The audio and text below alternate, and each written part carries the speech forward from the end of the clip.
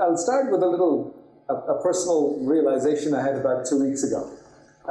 And it'll give a sense of I guess, some of the people in this room in terms of the motivation for you to go through MBA and trying to get into either some form of entrepreneurship or do a business of your own or get involved in a corporate that you can make a difference in, right? But, it was about 2 weekends ago that somebody said I should actually visit a gym, which I haven't been doing for a while. So as I visited the gym, the lady looked at my card, and I've been a member for about 2 years, and it's not been going. And she says, "You're a low user." Yes. And then she said, "Well, you know what? You've got 20 days left. And if you don't go 17 times, you will lose your Vitality membership." And I just said, okay, that's my first form of motivation to say, I've got to now start going to the gym because I can't lose my Vitality membership. So that forced me to really start hitting the gym. Then I go in the morning to the gym and I observe people. And I think as you do your daily engagement with people, human behavior is really important. So you see people who come in on their own, and they're intrinsically motivated, and they're pumping iron or running on a treadmill or doing something because they have a personal goal to achieve. And each one of us will have a personal goal. Doesn't matter what it is, right? Some of them will have a goal of losing weight, some of them is building muscle, and some of that will be something in the middle. But people are intrinsically motivated to come to the gym. Those that aren't are sitting home sleeping. Right? That was like me before that Sunday. But then I observed there's a second group of guys who also have a goal and who also know that they want to achieve something, but they know they can't push it that extra bit that they need to. So they go out and reach out to the option of getting a personal trainer or a personal coach. Right? That personal trainer, if you ever see him or her work on that person that is paying them by the hour, they are making sure that every calorie that can be burnt is burnt. So you get the value out of it, right? So what it end up, I reached two conclusions. One, everybody needs to be pushed, right? If you're not pushed, either because you're going to lose Vitality membership or something else, you're going to not have the reason to drive to the goal. But even if you're pushed, you must realize when you need that extra help. That extra help will come from a peer, a colleague, or somebody that you can reach out to, your manager, a coach, that can help you give that extra push to give you that extra bit that you need in life. Whether it works in gym or it works in life, both ways, right? So that was the kind of little analogy that I'm going to, and I haven't missed a day in 2 weeks yet. I've got 4 more days to go. Hey, after those 17 days, I'm back to sleep again.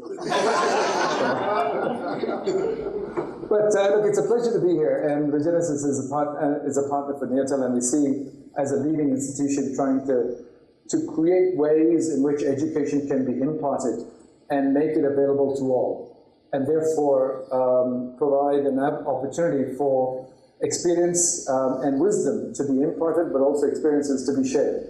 And today is about my opportunity to share with you a little bit of the experience of Neotel. So we went and met the CEO, Pinky Mahola, at Telcom about 1.25 years ago. And I went there and I said, you know what, Telcom's facing some cost challenges. You know what, Neotel, little 6.5-year-old company, can really help you save costs, right? To a 150-year-old company. So exactly that, man. She laughed at me. Right? So how could you, little twit, come in as of yesterday and help me save costs, right? But we can.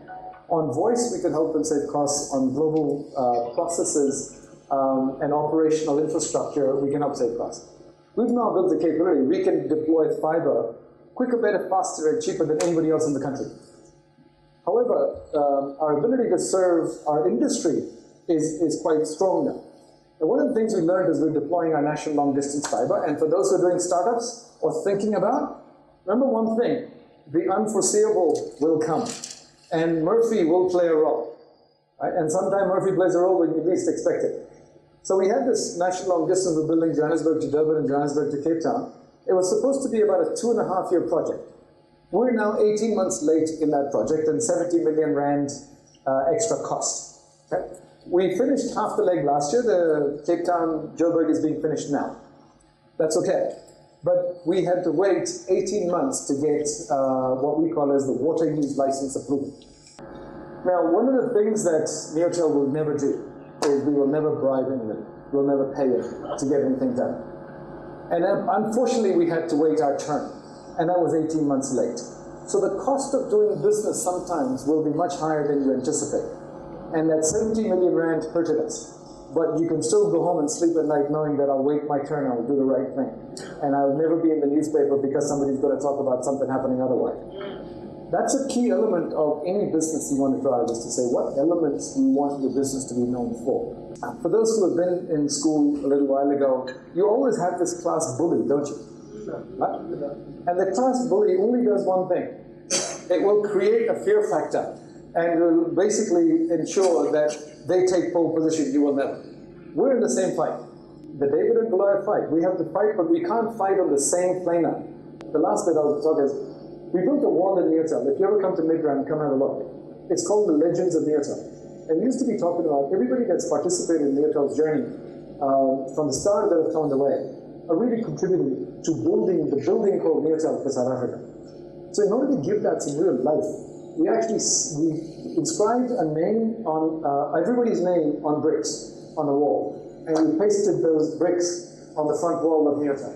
Those names will remain for the life of Neotel, and therefore people can come and actually look at their name on that wall and know that I made a difference. But part of it goes year later when you kind of even leave Neotel and you go into another business, you retire, you bring your grandchildren, and you can still see the name up there. The whole idea is, it's the connection that Neotel brings to the people, because my real asset, Neotel's real asset, is the people.